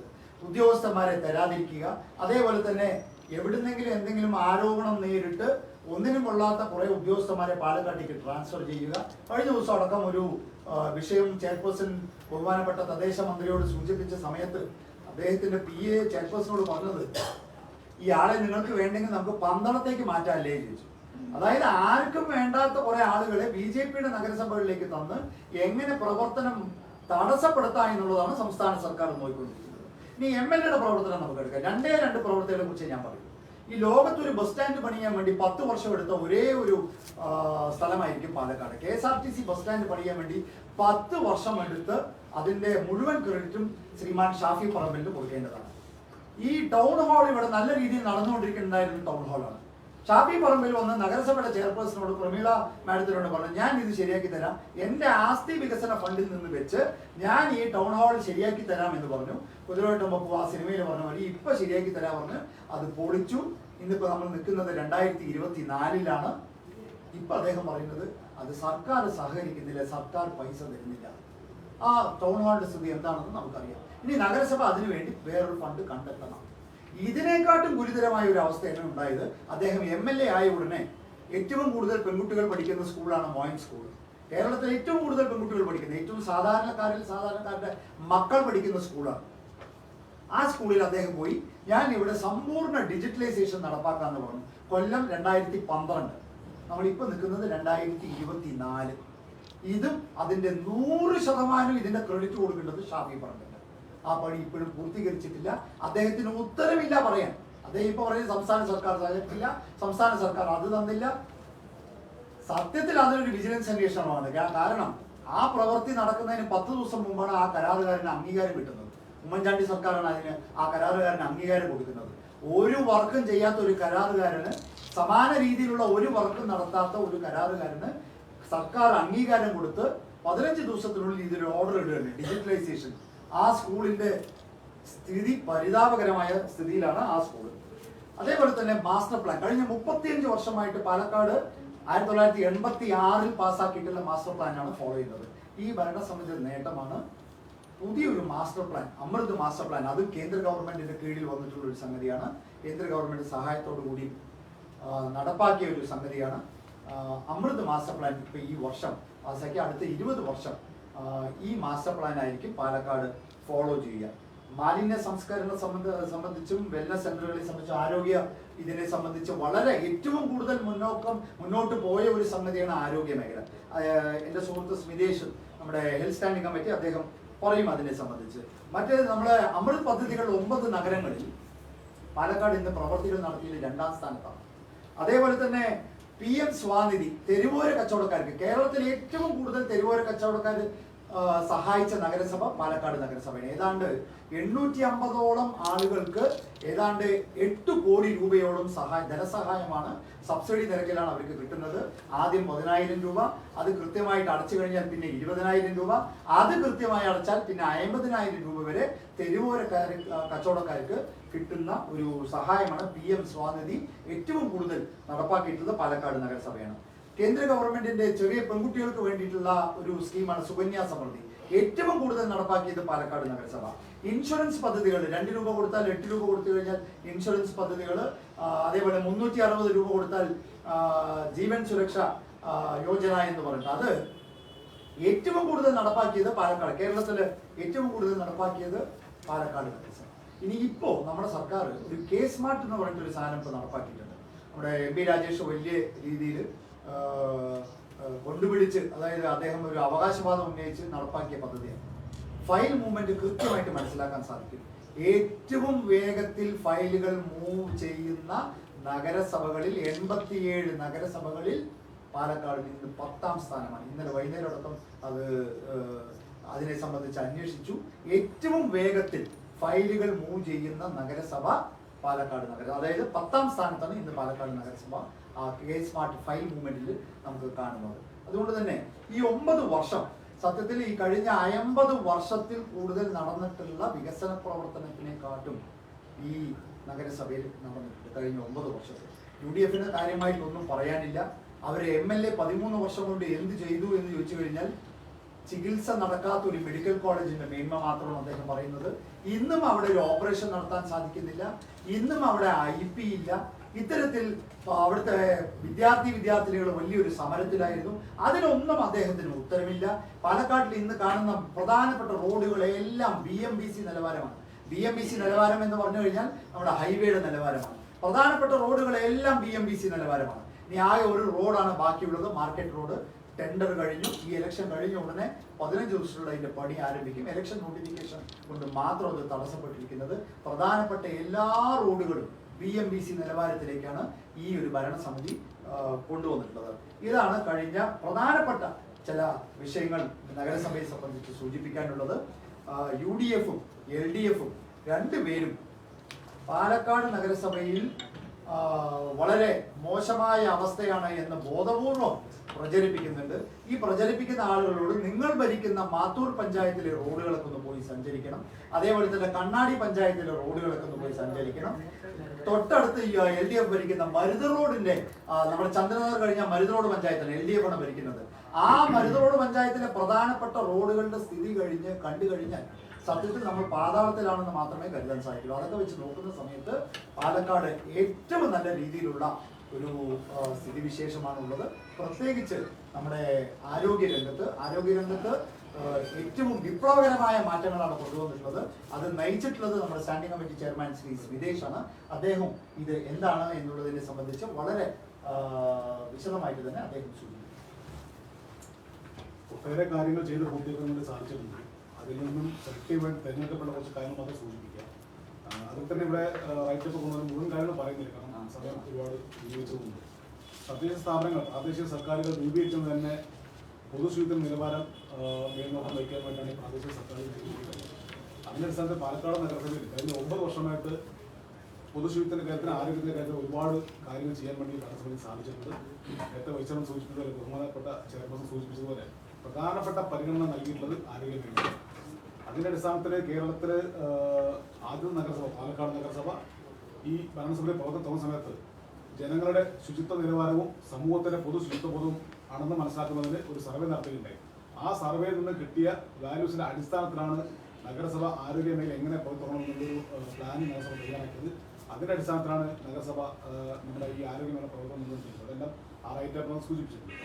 ചുരുങ്ങിയ ചില കാര്യം മാത്രം നമുക്ക് എടുത്തു പറയാൻ നേട്ടങ്ങൾ മാത്രം സൂചിപ്പിക്കാം. അതിൽ പ്രധാനപ്പെട്ട പോയിന്റുകൾ ഒന്ന് നമ്മുടെ ഹെൽത്ത് ഗ്രാൻഡ് വിനിയോഗമാണ്. ബഹുമാനപ്പെട്ട ചെയർപേഴ്സൺ സൂചിപ്പിച്ചു. കേന്ദ്ര സർക്കാരിന്റെ 15ാം ധനകാര്യ കമ്മീഷനിൽ ഉൾപ്പെടുത്തിക്കൊണ്ട് പാലക്കാട് നഗരസഭയ്ക്ക് നൽകിയത് 7.31 കോടി രൂപയാണ് പാലക്കാട് നഗരസഭയിൽ ലഭ്യമാക്കിയത്. ആ 7.31 കോടി രൂപ വിനിയോഗിച്ചുകൊണ്ട് പാലക്കാട് നഗരത്തിൽ 9 അർബൻ ഹെൽത്ത് വെൽനസ് സെന്ററുകൾ സ്ഥാപിക്കാൻ വേണ്ടി സർക്കാർ നിശ്ചയിച്ച അടിസ്ഥാനത്തിൽ 4 സെന്ററുകൾ പൂർണ്ണമായിട്ടും അതിന്റെ പ്രാവർത്തികമാക്കാൻ വേണ്ടി പാലക്കാട് നഗരസഭ സാധിച്ചിട്ടുണ്ട്. ഈ 4 സെന്ററുകൾ കുറച്ചു തുടങ്ങിയത് തന്നെ ജില്ലാ ഹോസ്പിറ്റലിലെ തിരക്ക് വലിയൊരു അളവ് വരെ കുറച്ചുകൊണ്ടുവരാനും പാലക്കാട് നഗരസഭയുടെ ഈ ഇടപെടലുകൊണ്ട് സാധിച്ചിട്ടുണ്ട്. ഇനി 5 ആശുപത്രികളുടെ കീഴിൽ തുടങ്ങാനുണ്ട്. അതിനുള്ള സ്ഥലങ്ങൾ കണ്ടെത്തുക തുടങ്ങിയുള്ള കാര്യങ്ങൾ മുന്നോട്ട് പോകുന്നുണ്ട്. ഈ തുക വിനിയോഗിക്കുന്ന സമയത്ത് തന്നെ സൂചിപ്പിച്ചത് സുതാര്യമായിട്ടുള്ള പാലക്കാട് നഗരസഭ മുന്നോട്ട് പോയി. ഇതിന്റെ ടെൻഡറുകൾ, ഇതിന്റെ കരാറുകൾ, അതുപോലെ തന്നെ ഇതിലെ സ്റ്റാഫിന് നിയമനം സംബന്ധിച്ച് എല്ലാം കൃത്യമായിട്ട് സർക്കാർ അനുശാസിക്കുന്ന മാതൃകയിലാണ് പാലക്കാട് നഗരസഭ നടപ്പിലാക്കിയത്. എംപ്ലോയ്മെന്റ് എക്സ്ചേഞ്ചിൽ നിന്നും ലിസ്റ്റ് തയ്യാറാക്കുക. ആ ലിസ്റ്റ് തയ്യാറാക്കിയ ശേഷം കൃത്യമായിട്ടുള്ള മാതൃകയിൽ സാങ്കേതിക വിദഗ്ധർ ഉൾപ്പെടുത്തിക്കൊണ്ടൊരു പാനൽ തയ്യാറാക്കി ആ പാനൽ ഇന്റർവ്യൂ നടത്തിയാണ് ആളുകളെ നിയമിച്ചുള്ളത്. പാലക്കാട് ജില്ലയിൽ വിവിധ സ്ഥലങ്ങളിൽ വിവിധ പ്രത്യേക സ്ഥാപനം ഇതുപോലുള്ള ഹെൽത്ത് വെൽനസ് സെന്ററുകൾ സ്ഥാപിച്ചിട്ടുണ്ട്. അതിലെല്ലാം തൊഴിലാളി നിയമനം സംബന്ധിച്ച്, സ്റ്റാഫിന് നിയമനം സംബന്ധിച്ച് ബഹുമാനപ്പെട്ട സ്നേഹം നിറഞ്ഞ മാധ്യമ സുഹൃത്തുക്കൾ അന്വേഷിക്കുന്നു. ഇതെല്ലാം എങ്ങനെയാണ് സ്റ്റാഫുകൾ നിയമിച്ചത്, അതുപോലെയല്ല പാലക്കാട് നഗരസഭ നിയമിച്ചത്. കൃത്യമായിട്ട് സുതാര്യമായിട്ട് സർക്കാർ മാനദണ്ഡം അനുശാസിക്കുന്ന രീതിയിലാണ് നമ്മൾ അതിനകത്ത് സ്റ്റാഫ് നിയമനം നടപ്പിലാക്കിയിട്ടുള്ളത്. അതുപോലെ തെരുവോരങ്ങൾ നമുക്ക് പാലക്കാട് ജില്ലയിൽ നഗരസഭ നോക്കിയാൽ കാണാൻ സാധിക്കും. ഒരുപാട് മാലിന്യ കൂമ്പാരമെല്ലാം ഉണ്ട്. പാലക്കാട് നഗരത്തിൽ എവിടെ നിങ്ങൾക്ക് മാലിന്യ കൂമ്പാരം കാണാൻ വേണ്ടി സാധിക്കില്ല. പാലക്കാട് നഗരത്തിൽ വിവിധ ഭാഗങ്ങളിൽ 221 സ്ഥലങ്ങളിൽ മാലിന്യ കൂമ്പാരം സ്ഥിരമായിട്ട് വന്നിരുന്നു. ആ സ്ഥലങ്ങളെല്ലാം തന്നെ നേരത്തെ പറഞ്ഞതുപോലെ കൊച്ചിൻ ഷിപ്പ്യാർഡിന്റെ 155 ക്യാമറകളും പാലക്കാട് നഗരസഭയുടെ പദ്ധതി ഉൾപ്പെടുത്തിക്കൊണ്ട് 15 ആധുനിക ANPR camera, auto number plate recognition camera ഉപയോഗിച്ചുകൊണ്ട് അതെല്ലാം നിയന്ത്രിക്കാൻ വേണ്ടി പാലക്കാട് നഗരസഭ സാധിച്ചിട്ടുണ്ട്. ഇന്ന് ആ 220 സ്ഥലങ്ങൾ ശുചീകരിക്കുക എന്നുള്ള പ്രവർത്തനം മാത്രമല്ല, ഈ ശുചീകരണ പ്രവർത്തനം എന്നുള്ളൊരു റിക്കറിംഗ് എക്സ്പെൻസസ് ആണ്. എല്ലാ ദിവസവും ശുചീകരണ വരുന്നു, അവർ ശുചീകരിച്ചു പോകുന്നു. അതൊരു റിക്കറിംഗ് എക്സ്പെൻസ് ആണ്. അപ്പോൾ പൂർണ്ണമായിട്ട് അത് എറാഡിക്കേറ്റ് ചെയ്ത് നിർമ്മാർജ്ജനം ചെയ്ത് പോവുക എന്നുള്ള നയമാണ് പാലക്കാട് നഗരസഭ ശുചീകരണ മേഖലയിൽ കൈക്കൊണ്ടുള്ളത്. അതിന്റെ അടിസ്ഥാനത്തിൽ ഈ 221 സ്ഥലങ്ങളും എണ്ണി തിട്ടപ്പെടുത്തി അവിടെ മാലിന്യം വരാതിരിക്കാനുള്ള നടപടികൾ കൈക്കൊണ്ട് ആ 221 സ്ഥലങ്ങളും ബ്യൂട്ടിഫിക്കേഷൻ ചെയ്തതെല്ലാം ഗാർഡനാക്കി മാറ്റുക എന്നുള്ള നടപടിയാണ് പാലക്കാട് നഗരസഭ ചെയ്തത്. ഒരു 53 സ്ഥലങ്ങൾ മനോഹരമായിട്ട് പൂന്തോട്ടമാക്കി മാറ്റുവാൻ വേണ്ടി സാധിച്ചിട്ടുണ്ട്. അതിൽ പാലക്കാട് നഗരത്തിലെ ഏറ്റവും പ്രധാനപ്പെട്ട ഒരു മാലിന്യ കൂമ്പാരമായിരുന്നു രാരി പഞ്ചായത്തും കുറുപ്പിരിയാരം പഞ്ചായത്തും പാലക്കാട് നഗരസഭയിൽ അതിർത്തി പങ്കിടുന്ന പേഴുങ്കര ബൈപ്പാസ്. ഇന്ന് അവിടെ ചെന്ന് കാണാൻ സാധിക്കും. 2 ഭാഗത്തും വളരെ മനോഹരമായിട്ടൊരു ഗാർഡൻ പാലക്കാട് നഗരസഭ സെറ്റ് ചെയ്തിട്ടുണ്ട്. ഇന്ന് അത് അവിടുത്തെ മാലിന്യ പ്രശ്നം പൂർണ്ണമായിട്ട് പരിഹരിക്കാൻ വേണ്ടി പാലക്കാട് നഗരസഭയിൽ സാധിച്ചിട്ടുണ്ട്. അതുപോലെ തന്നെ പാലക്കാട് നഗരസഭയുടെ അഭിമാന പദ്ധതി ഉണ്ടായിരുന്നു PMPP കെന്നേഴ്സ് എന്നുള്ളൊരു പ്രൊജക്ട് പാലക്കാട് നഗരസഭ വിഭാഗം കേരളത്തിന്റെ ആദ്യത്തെ പദ്ധതിയായിരുന്നു. ഇത് നടപ്പിലാക്കുന്നതിന് ജില്ലാ ഭരണകൂടത്തിന്റെ ഭാഗത്ത് നിരവധി നമുക്ക് സമ്മർദ്ദങ്ങളും പിന്തുണയും ഉണ്ടായിരുന്നു. പക്ഷെ അത് സർക്കാരിന്റെ അനാസ്ഥ പോലെ നമുക്ക് ആ പദ്ധതി പാലക്കാട് നഗരത്തിൽ നടപ്പിലാക്കാൻ വേണ്ടി കഴിഞ്ഞില്ല. ഇന്ന് വർദ്ധിച്ചു വരുന്ന തെരുവുനായ പ്രശ്നം പരിഹരിക്കുന്ന ഏറ്റവും ഫലപ്രാപ്തിയുള്ളൊരു പദ്ധതിയായിരുന്നു പാലക്കാട് നഗരസഭയുടെ പ്രൈം പ്രൊജക്റ്റാണ്. തെരുവ് നായകൾ നിയന്ത്രണത്തിൽ ഇന്ന് സർക്കാർ ഏറ്റവും നേരിടുന്ന പ്രധാനപ്പെട്ട പ്രശ്നത്തിന്റെ വർധനമാണ്. കഴിഞ്ഞ കോവിഡ് കാലഘട്ടത്തിൽ അനിയന്ത്രിതമായിട്ടൊരു വർധനം ഉണ്ടായത്. അതെല്ലാം നിയന്ത്രിക്കുന്നത് ജില്ലാ പഞ്ചായത്തിലൂടെ ഉള്ള നമ്മുടെ വെറ്റിനറി ഹോസ്പിറ്റൽ മുഖാന്തരമുള്ള ABC പ്രൊജക്റ്റിലൂടെയാണ് ഇതിന്റെ വന്ധീകരണം നടത്തിക്കൊണ്ട് ഇതിന്റെ എണ്ണം കുറച്ചു കൊണ്ടുവരുന്നത്. നിലവിൽ കേരളത്തിൽ എത്രയാണോ തെരുവുനായ പ്രശ്നമുള്ളത് അതിന്റെ ആനുപാതികമാണ്, വളർച്ചയ്ക്ക് ആനുപാതികമായിട്ടുള്ള നിയന്ത്രണമല്ല ഇന്ന് വെറ്റിനറി ഹോസ്പിറ്റൽ മുഖാന്തരം നടത്താറുള്ളത്. അടിസ്ഥാന സൗകര്യം വളരെ കുറവാണ്. നിലവിൽ നമ്മൾ നേരിടുന്ന പ്രതിസന്ധി എന്നുള്ളത് അംഗനവാടികൾ, അതുപോലെ തന്നെ സ്കൂളുകൾ കേന്ദ്രീകരിച്ചുള്ള അക്രമകാരികളായിട്ടുള്ള തെരുവ് നായ്ക്കളാണ് പ്രധാനപ്പെട്ട പ്രശ്നം. അപ്പൊ ഇത്തരത്തിലുള്ള അക്രമകാരികളുടെ തെരുവ് നായ്ക്കളെ പുനരുദ്ധരിപ്പിക്കാനോ മാറ്റി സ്ഥാപിക്കാനോ ഫലപ്രാപ്തിയുള്ള ഒരു പ്രൊജക്ടും സർക്കാരിന്റെ ഭാഗത്തില്ല. സർക്കാർ പ്രഖ്യാപിച്ച തദ്ദേശ സ്വയംഭരണ സ്ഥാപനങ്ങൾ കെന്നേഴ്സ് തയ്യാറാക്കണമെന്നാണ്, ഷെൽട്ടർ ഹോമുകൾ തയ്യാറാക്കണമെന്നാണ്. നഗരവൽക്കൃത പ്രദേശങ്ങൾ, അർബനൈസ്ഡ് ഏരിയകൾ ഒരിക്കലും പ്രായോഗികമല്ല. നമുക്ക് ചെയ്യാൻ കഴിയുന്നതിന് താല്പര്യമുള്ള ആളുകൾ, നിരവധി ഫീഡേഴ്സ് നമ്മുടെ നഗരങ്ങളിലുണ്ട്. ഇതുപോലെ താല്പര്യമുള്ള ആളുകൾക്ക് അവർക്ക് അതിന് ഫിനാൻഷ്യൽ അസിസ്റ്റൻസ് കൊടുത്ത് തെരുവ് നായകളെ ജനങ്ങൾക്ക് ബുദ്ധിമുട്ടില്ലാത്ത രീതിയിൽ പാർപ്പിക്കാനുള്ള സൗകര്യം നമുക്ക് ഒരുക്കാൻ വേണ്ടി കഴിയും. അതിന്റെ അടിസ്ഥാനത്തിലാണ് അത്തരത്തിൽ തെരുവ് നായകൾ അധികമുള്ള പ്രദേശങ്ങളിലെ നായ്ക്കളെ മാറ്റി പാർപ്പിക്കാൻ തയ്യാറുള്ള ആളുകളിൽ നിന്നും അതിന്റെ ചെലവ് തയ്യാറാക്കി അനിമൽ വെൽഫെയർ ബോർഡിന് നിഷ്കർഷിച്ച മാതൃകയിലുള്ള ഷെൽട്ടർ ഹോമുകൾ ചെയ്യാൻ തയ്യാറുള്ള ആളുകളിൽ നിന്നും മത്സരാധിഷ്ഠ ടെൻഡർ വിളിച്ചുകൊണ്ട് ആ തെരുവ് നായ്ക്കളെ പരിപാലിക്കുന്നതിനൊപ്പം ആ എണ്ണത്തിന്റെ യൂസർ അവർക്ക് നൽകുക എന്നുള്ള ഒരു രീതിയിലാണ് പാലക്കാട് നഗരസഭ പദ്ധതി തയ്യാറാക്കിയത്. ഈ പദ്ധതി ജില്ലാ കളക്ടർ DPCക്ക് ജില്ലാ വികസന സമിതി സമർപ്പിക്കുകയും അതിന് അംഗീകാരം ലഭിക്കുകയുണ്ടായി. ഇതൊരു നൂതന പദ്ധതിയാണ് എന്നുള്ള അടിസ്ഥാനത്തിൽ വെറ്റിങ്ങിന് പോയ സമയത്ത് അത് ഇന്നോവേറ്റീവ് കമ്മിറ്റിക്ക് സർക്കാർ ഫോർവേഡ് ചെയ്യാൻ പറഞ്ഞു. നമ്മൾ ഇന്നോവേറ്റീവ് കമ്മിറ്റിക്ക് ഫോർവേഡ് ചെയ്തു. ഇന്നോവേറ്റീവ് കമ്മിറ്റിക്ക് മുൻപാകെ പാലക്കാട് നഗരസഭ ഭരണാധികാരികളും ഉദ്യോഗസ്ഥരും ഇത് കൃത്യമായിട്ട് വിശദീകരിച്ചു. പക്ഷെ അത് കൃത്യമായിട്ട് ഒരു സർക്കാർ നയമില്ലാത്തതുകൊണ്ട് ആ പദ്ധതി നടപ്പിലാക്കാൻ വേണ്ടി കഴിഞ്ഞില്ല. അത് അവസാന കാലഘട്ടം വരെ ആ സാമ്പത്തിക വർഷം കഴിയുന്നത് 2022-23 കാലഘട്ടത്തിൽ ഫയൽ അങ്ങോട്ടും ഇങ്ങോട്ടും തട്ടിക്കളിച്ച് ആ പദ്ധതി നടപ്പിലാക്കാനാകാതെ പോയി. ഫണ്ട് നഷ്ടപ്പെടേണ്ട എന്നുള്ളതിന്റെ അടിസ്ഥാനത്തിൽ പാലക്കാട് നഗരസഭ പദ്ധതിയിൽ നിന്ന് പിന്മാറുകയുണ്ടായത്. അതുപോലെ തന്നെ പൊതു ശൗചാലയ പദ്ധതികൾ പാലക്കാട് നഗരത്തിൽ വ്യാപകവും ചെയ്തു വരുന്നുണ്ട്. പാലക്കാട് നഗരസഭ 86 ലക്ഷം ഏതാണ്ട് 1 കോടി രൂപയുടെ ചെലവിൽ ടേക്ക് എ ബ്രേക്ക് പദ്ധതി 2 എണ്ണം പാലക്കാട് നഗരത്തിൽ സ്ഥാപിച്ചു വരുന്നുണ്ട്. ഒരെണ്ണം മുനിസിപ്പൽ സ്റ്റാൻഡിന്റെ പരിസരത്ത് അതിന്റെ ഒരു ഫൈനൽ സ്റ്റേജിലാണ്. രണ്ടാമത് ശൗചാലയം വരുന്നത് നമ്മുടെ സ്റ്റേഡിയം ബസ് സ്റ്റാൻഡിന്റെ അടുത്താണ്. അതിന് പുറമെ കമ്മ്യൂണിറ്റി ടോയ്ലറ്റുകൾ, ആസ്പിറേഷൻ ടോയ്ലറ്റുകൾ, സ്റ്റാൻഡ് അലോൺ യൂറിനൽസ്, ഈ ഫ്ലോട്ടിംഗ് പീപ്പിൾസിനുള്ള സ്റ്റാൻഡ് അലോൺ യൂറിനൽസുകൾ, അങ്ങനെ കുറേയേറെ പ്രൊജക്ടുകൾ ഏതാണ്ട് 1.5 കോടി രൂപയാണ് ഇതിനു വേണ്ടി മാത്രം പാലക്കാട് നഗരസഭ വിനിയോഗിച്ചത്. അതെല്ലാം അന്തിമഘട്ടത്തിലാണ്. അതുപോലെ തന്നെ പ്രധാനപ്പെട്ട ഒരു പോയിന്റ് പാലക്കാട് നഗരസഭ പറയാനുള്ളത് കൂട്ടുപാതയിലെ ട്രെഞ്ചിങ്ങിനാണ്. എല്ലാ കാലഘട്ടത്തിലും പാലക്കാട് നഗരഭരണത്തിൽ വെല്ലുവിളിയായിരുന്നു കൂട്ടുപാതയിലെ മാലിന്യ സംസ്കരണ കേന്ദ്രം. നിരവധി വർഷങ്ങളായിട്ട് അശാസ്ത്രീയമായിട്ട് പാലക്കാട് നഗരസഭ നടപ്പിലാക്കി വന്നിരുന്ന മാലിന്യ സംസ്കരണം. നമുക്കറിയാം, തിരുവോരങ്ങളിൽ ഒരു കുപ്പത്തൊട്ടി ഉണ്ടായിരുന്നു. ജനങ്ങൾ മിശ്രിത മാലിന്യം കൂട്ടിക്കെട്ടി അവിടെ നിക്ഷേപിക്കുന്ന പതിവുണ്ടായിരുന്നു.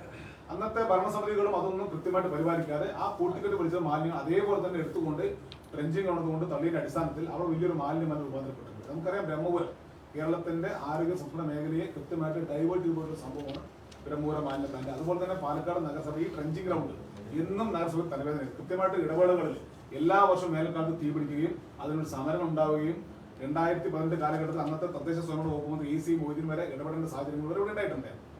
പാലക്കാട് നഗരസഭ കഴിഞ്ഞ 9 വർഷക്കാലമായിട്ട് കൃത്യമായിട്ട് അതിനകത്തുള്ള മാലിന്യത്തിനെ കുറിച്ചുള്ള പഠനം നടത്തുകയും അതിന്റെ അടിസ്ഥാനത്തിൽ അതിനകത്തുള്ള മാലിന്യത്തിന്റെ ക്വാണ്ടിഫിക്കേഷൻ തയ്യാറാക്കുകയും അത് സംസ്കരിക്കാൻ വേണ്ട പദ്ധതി തയ്യാറാക്കുകയും അത് സംസ്കരിക്കുവാൻ ഏതാണ്ട് 1 ലക്ഷത്തിൽ ടണ്ണോളം മാലിന്യമാണ് അതിനകത്തുള്ളത്. അത് സംസ്കരിക്കുവാൻ ഏതാണ്ട് 10 കോടി രൂപ ചെലവ് വരും. അതിന്റെ അടിസ്ഥാനത്തിൽ സർക്കാരിനെയും ബന്ധപ്പെട്ട പാലക്കാട് നഗരസഭയുടെ ബഹുമാനപ്പെട്ട MP-യെയും വിവിധ വകുപ്പുകളെയും നിരവധി തവണ സമീപിക്കുകയും അതിന്റെ അടിസ്ഥാനത്തിൽ പാലക്കാട് നഗരസഭ യാതൊരു വിധത്തിലുള്ള ധനസഹായവും അവിടെ ആരും നിന്നും കിട്ടിയില്ല. അതിനുശേഷമാണ് വേൾഡ് ബാങ്കിന്റെ പദ്ധതി കേരള സംസ്ഥാനത്ത് വരുന്നത്. ഈ വേൾഡ് ബാങ്കിന്റെ പദ്ധതി ഫസ്റ്റ് ലോഞ്ച് ചെയ്യുന്ന സമയത്ത് കേരള സംസ്ഥാനത്തിലെ ആരോഗ്യ മേഖല, ശുചിത്വ മേഖലയുടെ അടിസ്ഥാന സൗകര്യ വിപുലീകരണത്തിന് മാത്രമാണ് സർക്കാർ പദ്ധതി തയ്യാറാക്കിയത്. ബന്ധപ്പെട്ട നമ്മുടെ ബഹുമാനപ്പെട്ട മാധ്യമ സുഹൃത്തുക്കൾ മനസ്സിലാക്കണം, കേരളത്തിൽ നിലവിലെ ആരോഗ്യ ശുചിത്വ മേഖല പ്രശ്നം എന്നുള്ളത് അടിസ്ഥാന സൗകര്യ വിപുലീകരണമല്ല. കേരളത്തിൽ 21ഓളം ബ്രഹ്മപുരം പോലുള്ള 21ഓളം ഡം സൈറ്റുകൾ കേരളത്തിലുണ്ട്. അത് NGT നോട്ടിഫിക്കേഷൻ സ്ഥലങ്ങളാണ്. അതിന്റെ പേരാണ് കേരളത്തിൽ 2000 കോടി രൂപ പിഴ ചുമത്താനുള്ള അന്തിമഘട്ടത്തിലാണ് നാഷണൽ ഗ്രീൻ ട്രിബ്യൂണൽ ഉള്ളത്. അപ്പൊ ഈ മാലിന്യ പ്രശ്നമാണ് ആദ്യമായിട്ട് പരിഹരിക്കേണ്ടത്. വേൾഡ് ബാങ്കിന്റെ ഫണ്ട് വന്നപ്പോൾ സർക്കാർ തയ്യാറാക്കിയ പദ്ധതിയിൽ ഈ 20 ഡം സൈറ്റുകളുടെ മാലിന്യ പ്രശ്നം പരിഹരിക്കുന്ന പദ്ധതി ഉണ്ടായിരുന്നില്ല. അതിന് ശ്രദ്ധ ചെലുത്തുവാൻ വേണ്ടി സർക്കാരിലേക്ക് കത്തയച്ചത് പാലക്കാട് നഗരസഭ മാത്രമാണ്. പാലക്കാട് നഗരസഭ ആദ്യമായിട്ട് ഇത് പശ്ചാത്തല സൗകര്യ വികസനത്തിന് മുന്നോടിയായിട്ട് നിലവിൽ ഇതുപോലെ ഡം സൈറ്റുകൾ റീക്രിയേറ്റ് ചെയ്തെടുക്കണം. അത് ശുചീകരിച്ചാൽ മാത്രമേ അതിനെ അടിസ്ഥാനപ്പെടുത്തിയുള്ള ഒരു മാലിന്യ സംസ്കരണ പ്ലാൻ ഓരോ തദ്ദേശ നടപ്പിലാക്കാൻ കഴിയൂ എന്ന് സർക്കാരിനെ ബോധ്യപ്പെടുത്തി പാലക്കാട് നഗരസഭയാണ്. അതിനടിസ്ഥാനത്തിൽ ബയോമൈനിയും കൂടെ ഇതുപോലെ കൂടിയിരുന്ന മാലിന്യം കൂടെ തരംതിരിച്ച് നിർമ്മാണം ചെയ്യാൻ വേണ്ടി സർക്കാർ പദ്ധതി ഉൾപ്പെടുത്തുകയും, പക്ഷെ അതിൽ പാലക്കാട് നഗരസഭ നിർദ്ദേശിച്ചിട്ടും 1ാം ഘട്ടത്തിൽ പാലക്കാട് നഗരസഭ ഉണ്ടായിരുന്നില്ല. അത് കൃത്യമായ സർക്കാർ ഇരട്ടത്താപ്പ് തന്നെയാണ്. അതിനകത്ത് താരതമ്യേന ചെറിയ മുനിസിപ്പാലിറ്റികളെ, ഒറ്റപ്പാലമുള്ള മുനിസിപ്പാലിറ്റിയാണ് സർക്കാർ ഉൾപ്പെടുത്തിയത്. അതിനുശേഷം പാലക്കാട് നഗരസഭ NGT നോട്ടിഫിക്കേഷൻ ഇവരുടെ പ്രശ്നം ചൂണ്ടിക്കാട്ടിക്കൊണ്ട് നിരന്തരം സർക്കാരിലേക്ക് സമ്മർദ്ദം ചെലുത്തുകയും ഇതിന്റെ ഡോക്യുമെന്റേഷൻ പാലക്കാട് നഗരസഭ ചെയ്തു. കൃത്യമായിട്ട് എത്ര തവണ സർക്കാരിലേക്ക് കത്തെഴുതി ഏതെല്ലാം വകുപ്പുകൾ സമീപിച്ചു എന്നുള്ളത് കൃത്യമായ ഡോക്യുമെന്റേഷൻ പാലക്കാട് നഗരം ചെയ്തു വെച്ചിട്ടുണ്ട്. ആ അത്തരത്തിലുള്ള കത്തുകളുടെ അടിസ്ഥാനത്തിൽ പാലക്കാട് നഗരസഭയെ കൂടെ ഫസ്റ്റ് ഫേസ് ബയോമൈൻ ഉൾപ്പെടുത്തുകൊണ്ട് സർക്കാർ തീരുമാനിച്ചു.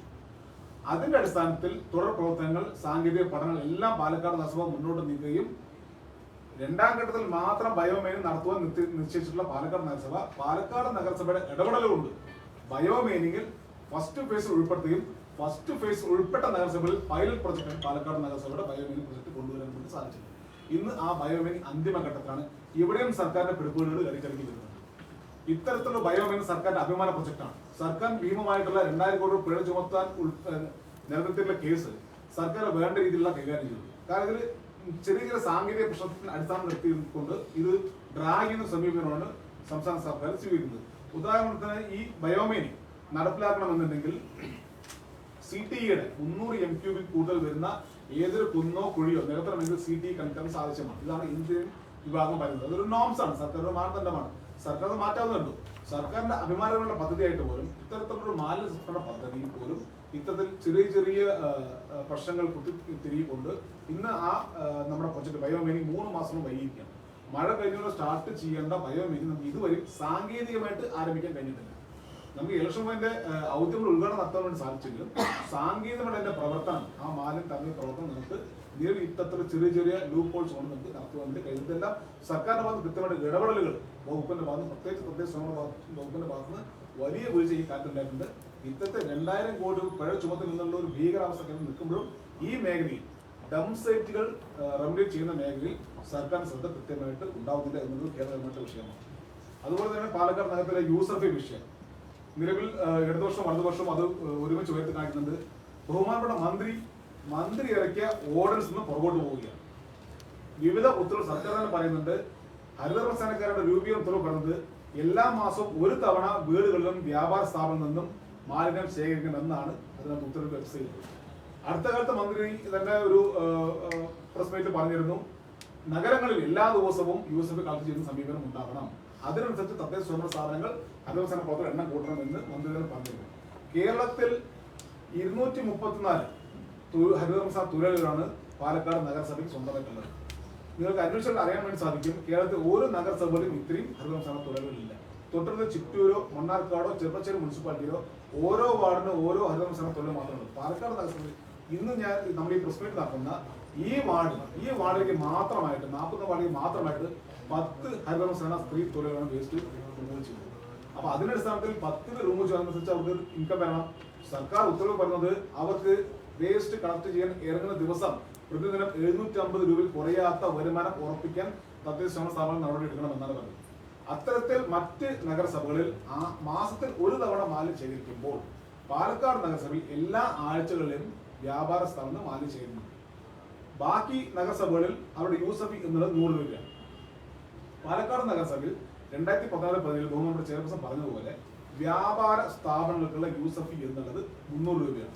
2016-17 കാലഘട്ടത്തിൽ LDF-ഉം UDF-ഉം BJP-യും ഐക്യകണ്ഠേന പാസ്സാക്കിയിട്ടുള്ള യൂസർ ഫീ എന്നുള്ളത് 300 രൂപയുടെ വ്യാപാര സ്ഥാപനങ്ങൾ. പക്ഷേ 2023 ഈ നിയമം ഇറങ്ങുന്നവരെയും യൂസർ നിർബന്ധമാക്കിക്കൊണ്ടുള്ള ഓർഡിനൻസ് ഇറങ്ങുന്നവരെയും ഇത് ആർക്കും നിയമം കൊണ്ട് നിർബന്ധമായിരുന്നില്ല. ആവശ്യമുള്ളവർക്ക് 300 രൂപ നൽകി ആ സേവനം ഉപയോഗപ്പെടുത്താം, അല്ലാത്ത ആളുകൾക്ക് ഉപയോഗപ്പെടുത്താൻ കാര്യമില്ല. 2023 ഈ നിയമം വ്യാപാര സ്ഥാപനങ്ങൾക്ക് മേലും ജനങ്ങളുടെ മേലും അടിച്ചേൽപ്പിക്കുന്നത്. ആ നിയമത്തിൽ പറയുന്നത് മുൻകാല പ്രാബല്യത്തോടുകൂടി 2023 ഏപ്രിൽ 1 മുതൽ ഈ നിയമം നടപ്പിൽ വരുന്നു. അന്ന് മുതൽ യൂസർ നൽകാത്ത മുഴുവൻ ആളുകളും ആ യൂസർ ഫീ കുടിശ്ശിക്കും അതിന്റെ 50% പിഴയും സഹിതം ഹരിതകർമ്മസേനയ്ക്ക് യൂസർ ഫീ കൈമാറണം എന്നാണ് ആ നിയമത്തിൽ വിധിച്ചത്. ഇതാണ് വ്യാപാരികളുടെ ഏറ്റവും വലിയ ആശങ്ക. പല സ്ഥലം നൽകാത്ത സേവനമുണ്ട്, പല സ്ഥലം നിയമത്തിന്റെ അജ്ഞതയുണ്ട്. ഒരു നിയമം നടപ്പിലാക്കുമ്പോൾ പ്രിയ സുഹൃത്തുക്കൾ മനസ്സിലാക്കണം, സാധാരണ നിയമം നടപ്പിലാക്കുക പ്രോസ്പെക്റ്റീവായി ഒരു നിയമം പ്രഖ്യാപിക്കും, അതിന്റെ കരട് പാസ്സാക്കും, അതിന് സമയം കൊടുക്കും, അതിന് ബോധവൽക്കരണം നടക്കും. അടുത്ത സാമ്പത്തിക വർഷം ഈ നിയമം നടപ്പിലാകും എന്ന് പറയും. മുൻകാല പ്രാബല്യത്തോടുകൂടി ഒരു നിയമം നടപ്പാക്കുന്ന പതിവില്ല രാജ്യത്ത്. മാത്രമല്ല മുൻകാല പ്രാബല്യത്തോട് നിയമം നടപ്പിലാക്കി അന്ന് ആ നിയമം അനുസരിക്കാത്തതിന്റെ പേരിൽ കുടിശ്ശികയും പിഴയും സർക്കാർ അതിനകത്ത് വ്യവസ്ഥ ചെയ്യുന്നുണ്ട്. ഈ പ്രതിസന്ധികളാണ് ഈ നിയമത്തിൽ ഇന്ന് വ്യാപാരികളുടെ ആശങ്കയായിരിക്കുന്നത്.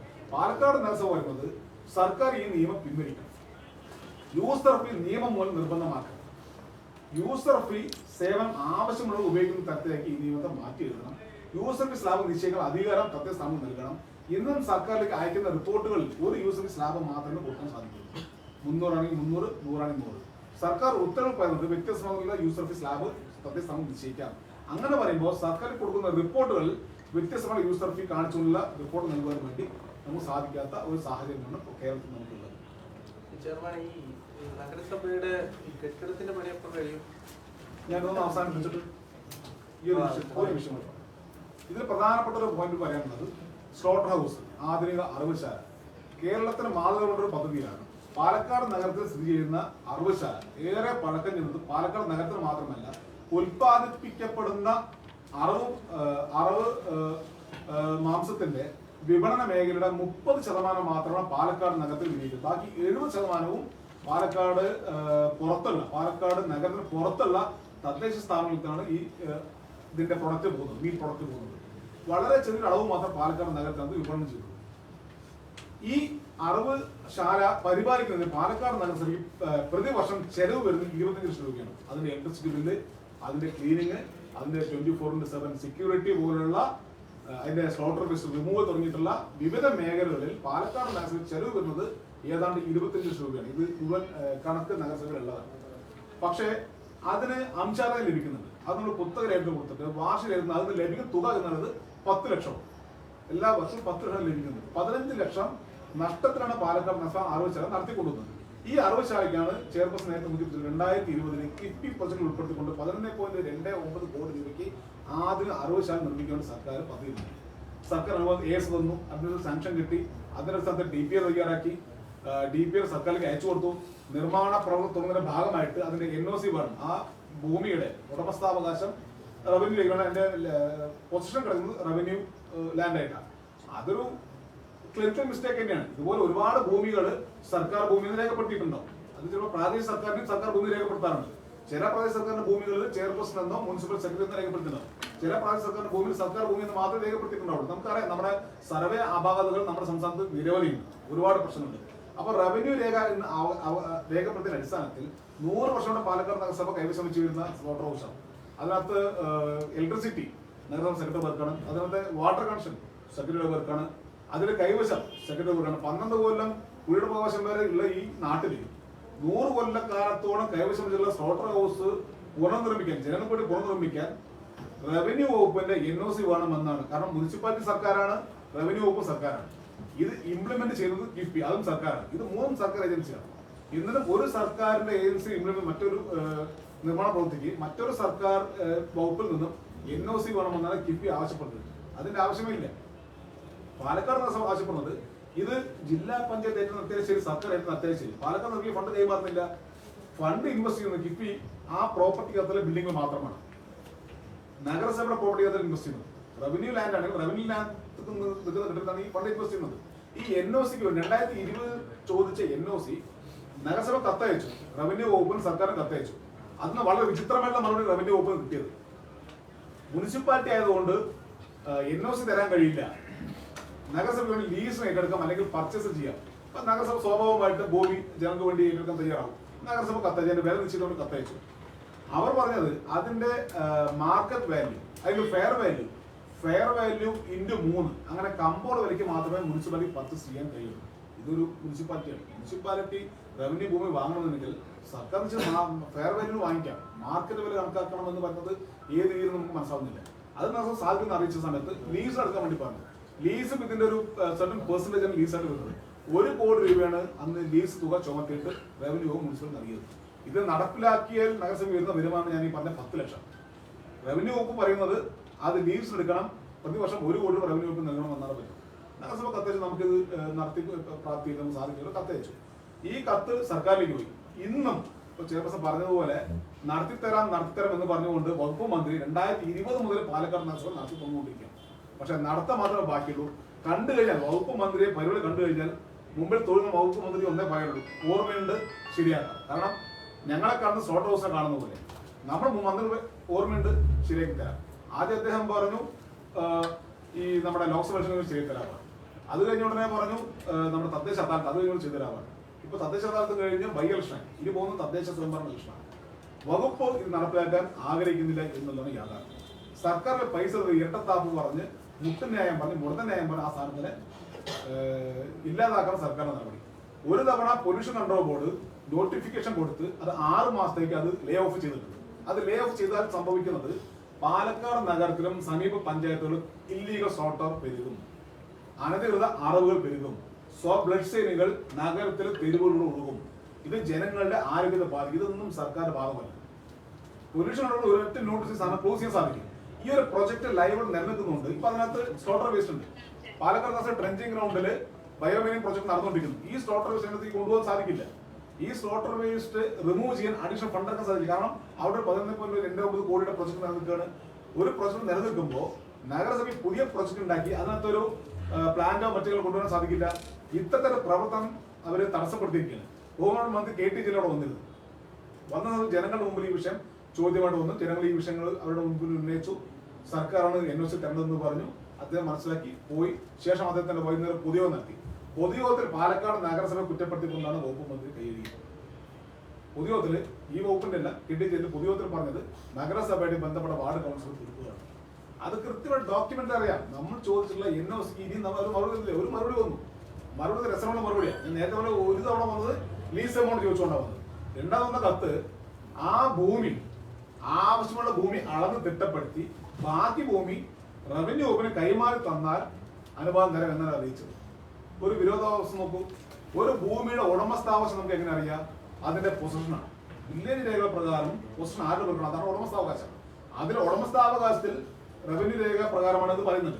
പിന്നെ നഗരസഭ അത് കൈമാറുമെന്ന് പറഞ്ഞു കഴിഞ്ഞാൽ നഗരസഭയിൽ കൈമാറാൻ പറ്റും. രേഖ അവരെ പേരില്ല. നഗരസഭ ഭൂമി എടുത്തുകൊണ്ട് റവന്യൂ വകുപ്പിന് കൈ കൊടുക്കാൻ പറ്റില്ല. അപ്പൊ മുടന്ത ഈ എല്ലാ ഇതിന്റെ കത്തുകളെല്ലാം നമ്മുടെ കൈവശമുണ്ട്. ഇത്തരത്തിൽ മുടന്ത ന്യായം പറഞ്ഞുകൊണ്ട് പാലക്കാട് വികസനം തടസ്സപ്പെടുത്താനാണ് സർക്കാരുകൾ താല്പര്യപ്പെടുന്നത്. ഒരു കാര്യം കൂടി, പാലക്കാട് നഗരത്തിലെ ഗതാഗത കുരുക്കിന്റെ ശാശ്വത പരിഹാരം കണ്ടെത്താമെന്ന് 2015-2020 കാലഘട്ടത്തിൽ ഞാൻ ചെയർപേഴ്സൺ ആയിരിക്കുമ്പോൾ MLAയുടെ ഒരു വാഗ്ദാനമായിരുന്നു. അന്ന് നിങ്ങൾക്ക് എല്ലാവർക്കും അറിയാം, പത്രക്കാർക്കും അറിയാം, നമ്മുടെ മംഗളം ടവേഴ്സിന്റെ അവിടെ നിന്ന് മേലാമുറിക്ക് ഒരു റോഡ്, അത് ജോയ് ആലുക്കാസിന്റെ ഒരു മതിൽ പൊളിക്കുന്നതിന്റെ ഭാഗമായിട്ട് ഒരുപാട് വിഷയങ്ങൾ ഉണ്ടായിരുന്നു. അന്ന് ആ മതിൽ പൊളിച്ചാൽ 54 ലക്ഷം രൂപ MLA വെച്ചിട്ട് ആ റോഡ് പുനരുദ്ധാരണം ചെയ്യുക എന്നുള്ളൊരു വാക്ക് തന്നൊരു വ്യക്തിയാണ്. അദ്ദേഹത്തിന്റെ വാഗ്ദാനങ്ങളല്ലാതെ ഒന്നുമില്ല. അതേപോലെ തന്നെ ഡിസ്ട്രിക്ട് ഹോസ്പിറ്റലിന്റെ പിന്നില് stadium bus stand to Kalvarkulam road, അദ്ദേഹം അതിനും വാഗ്ദാനം തന്നതാണ്. ഇന്നും അതും ഒരു നിയമക്കുരുക്കിൽപ്പെട്ടിരിക്കുകയാണ് എന്നുള്ളതാണ് അറിയാനായിട്ട്. അദ്ദേഹം വാഗ്ദാനങ്ങൾ തരാനല്ലാതെ ഒരുപാട് പ്രവർത്തികൾ പാലക്കാട് നഗരസഭയിൽ ചെയ്യാനുണ്ട്. നഗരസഭ ചെയ്യാവുന്ന കാര്യങ്ങൾ ചെയ്തിട്ട് നഗരസഭയെ കുറ്റപ്പെടുത്തിക്കൊണ്ട് അദ്ദേഹം ചെയ്യുന്ന കാര്യങ്ങളെല്ലാം മുടക്കം വരുത്തുകയും അദ്ദേഹം വാഗ്ദാനങ്ങൾ മാത്രം തന്നുകൊണ്ട് മുന്നോട്ട് പോവുകയാണ്. ഇത് MP-യുടെ ശ്രദ്ധയിൽ, നമ്മുടെ MP ശ്രീകണ്ഠൻ സാറുടെ ശ്രദ്ധയിലും ഇത് പെടുത്തിയിരുന്നു. അദ്ദേഹവും ഒന്നോ രണ്ടോ ആൾക്കാർക്ക് ആ സ്ഥലവുമായി ബന്ധപ്പെട്ടിട്ട് ചെറിയ ഇഷ്യൂസ് ഉണ്ട്. അവരെ വിളിച്ച് സംസാരിച്ച് ഈ പ്രശ്നം തീർക്കാമെന്ന് പറയല്ലാതെ തീർക്കുന്നില്ല എന്നുള്ളതാണ്. ഇന്നും പാലക്കാടിലെ ഗതാഗത കുരുക്ക് അതേപടി തുടരുന്നു എന്നുള്ളതാണ് ഏറ്റവും വലിയൊരു പ്രയാസം. കെട്ടിടങ്ങളെ സംബന്ധിച്ച് ചോദിച്ചു. ആ 3 കെട്ടിടങ്ങൾ, അതായത് നഗരസഭയുടെ സാമ്പത്തിക പ്രതിസന്ധി കാരണം പൂർത്തീകരിക്കാൻ സാധിച്ചു. പക്ഷെ ഇപ്പോൾ കേന്ദ്ര സർക്കാർ തന്നെ ഇത് പൂർത്തീകരിക്കാൻ ഒരു 20 കോടി രൂപ തന്നിട്ടുണ്ട്. അത് ടെൻഡർ കഴിഞ്ഞു. ഹിന്ദുസ്ഥാൻ ലാറ്റക്സ് ആണ് ഇപ്പോൾ ടെൻഡറിൽ അവർക്ക് ലഭിച്ചിരിക്കുന്നത്. മെയിനുള്ളിൽ ഈ 3 കെട്ടിടങ്ങളുടെ പണിയും കഴിയും. 3 അല്ല 4. അത് വായ്പയായിട്ട് തന്നതല്ലേ? ഏത് 50 വർഷത്തെ വായ്പ, 50 വർഷത്തെ വായ്പ 20 കോടി വായ്പയായിട്ട് തന്നാൽ മതി കേരള സർക്കാർ. 40 കോടി വെട്ടിച്ചുരുക്കിയിരിക്കുകയാണ് ഇപ്പോൾ. ഈ 3 വർഷത്തിൽ പ്ലാൻ ഫണ്ടിൽ നിന്ന് മാത്രം 40 കോടി രൂപയാണ് കേരള സർക്കാർ വെട്ടിച്ചുരുക്കിയിരിക്കുന്നത്. പാലക്കാട് നഗരസഭയുടെ സ്ഥിതി മാത്രമല്ല, കേരളത്തിലെ മൊത്തം 87 നഗരസഭ വേണ്ടി 6 കോർപ്പറേഷൻ വേണ്ടിയും സ്ഥിതി ഇത് തന്നെയാണ്.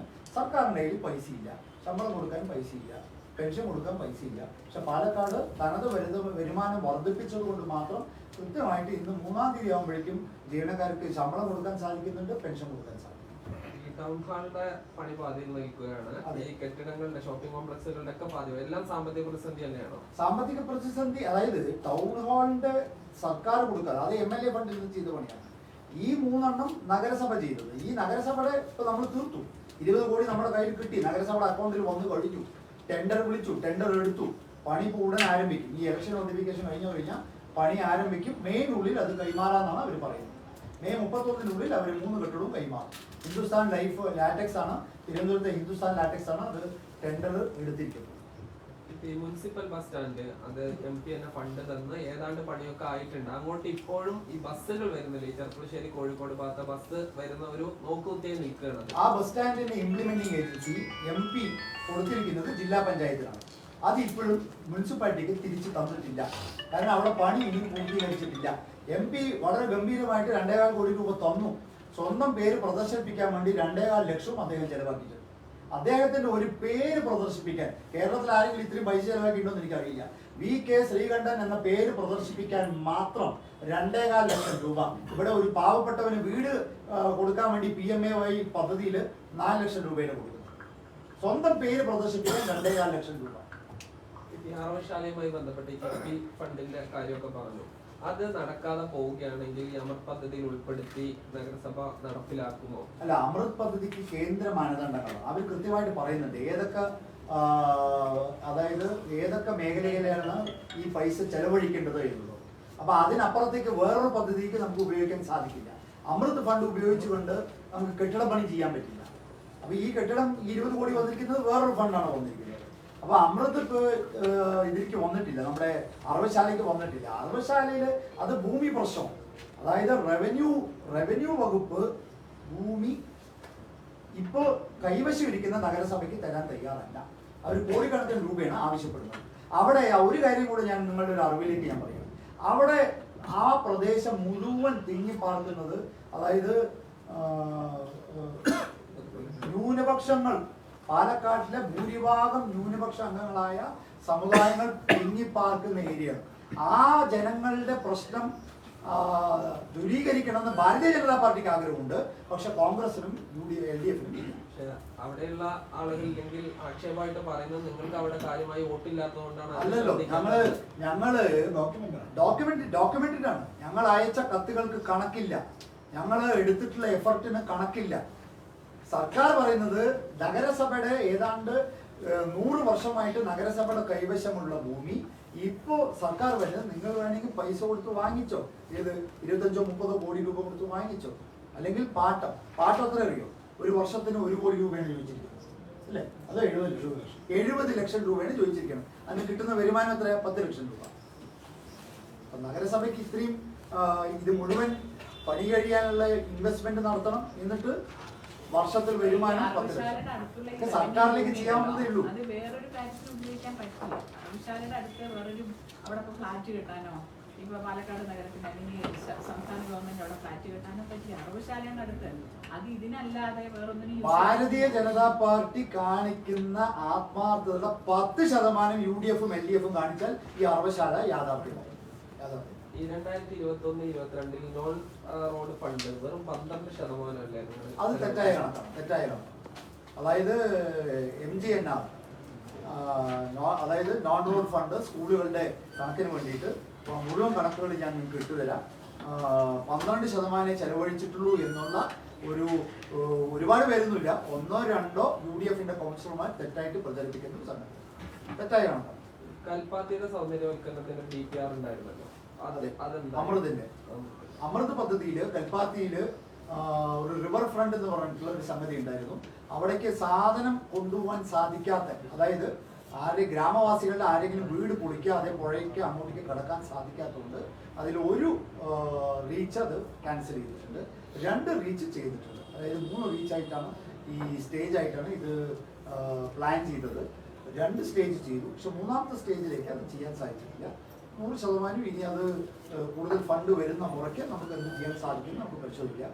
ഉള്ള 300 കോടി വെച്ച് നമുക്ക് പരമാവധി സംഗതികൾ നമ്മൾ പ്ലാൻ ചെയ്തു. ക്യാൻസൽ ചെയ്ത സംഗതികൾ നമ്മൾ മറ്റു പദ്ധതികളിൽ വെച്ചു. ഭൂരിഭാഗവും പൈസയും ചെലവഴിച്ചത് കുടിവെള്ള പദ്ധതിക്കാണ്. 65-ലെ പൈപ്പ് ലൈൻ മാറ്റി ഇപ്പോൾ 99% ആളുകളുടെ വീട്ടിലേക്ക് ഇന്ന് കുടിവെള്ളം കിട്ടുന്നുണ്ട്. കേരളത്തിൽ ഒരു നഗരസഭയിലും ഇത്രയും ആളുകളുടെ വീട്ടിൽ ശുദ്ധജലം പ്രൊവൈഡ് ചെയ്യുന്നുണ്ടെന്ന് എനിക്ക് തോന്നുന്നു.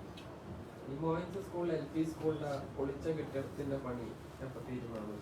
അതിന് ഷാഫി പറമ്പിൽ അവിടെ ഷിഫ്റ്റ് സമ്പ്രദായം ഏർപ്പെടുത്താന്ന് പറഞ്ഞിട്ടാണ്. LP സ്കൂൾ അല്ല, അത് തന്നിട്ടുണ്ട്. അവര് ആ സ്ഥലം തന്നല്ലോ, റവന്യൂ വകുപ്പ് അത് സ്കൂളിന് വേണ്ടി തന്നു. ട്രഷറിയുടെ ആ ഭാഗത്തുള്ളതല്ലേ പറയുന്നത്? അതാണോ പറയുന്നത്? LP സ്കൂളിന്റെ ബാക്ക് സൈഡ് അത് തന്നല്ലോ, റവന്യൂ അവർക്ക് സ്കൂളുകാർക്ക് വിട്ടുകൊടുത്തിട്ടുണ്ട്.